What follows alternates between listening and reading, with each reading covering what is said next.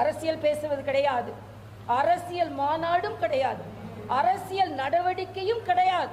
ஆனால் தமிழகத்தில் ஒரு மாற்றம் ஏற்படுத்தக்கூடிய மாநாடு. தமிழக அரசு மக்களுக்கான பணிகள் முற்றிலுமாக தோல்வி அடைந்திருக்கிறது. இதை மக்கள் உணர்ந்திருக்கிறார்கள். இன்னும் 10 மாதம் கழித்து ஒரு அழகான குழந்தை தமிழகத்தில் பிறக்க இருக்கிறது. அந்த குழந்தையின் பெயர் தேசிய ஜனநாயக கூட்டணி. அந்த குழந்தை தான் முடிசூட போகிறது. மிக பக்தர்கள் கலந்து கொள்வதை பார்த்து தமிழக அரசிற்கு பயம் வந்திருக்கிறது.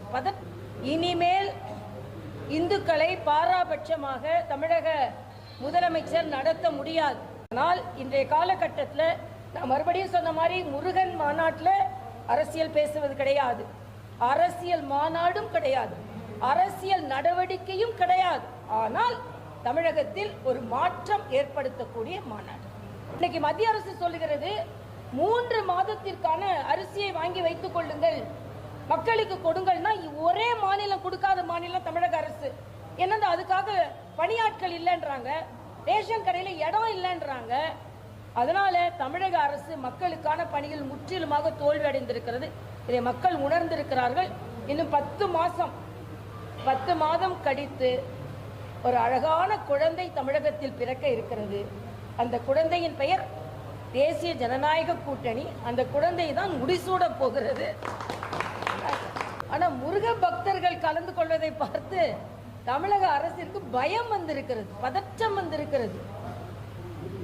எதிர்த்து மனித சங்கிலி நடத்துறாரு ஒரு கட்சிக்காரர், அறிக்கை விடுகிறார்கள் என்ன ஒரு கூட்டணி கட்சியை சார்ந்தவர்கள், மதங்களை வைத்து பிரிக்க முடியாது அப்படின்னு பயந்து கொண்டிருக்கிறார்கள். இன்னைக்கே நீங்க பாத்தீங்கன்னா அந்த முருக பக்த மாநாட்டு பந்தல் நிரம்பி வழிகிறது.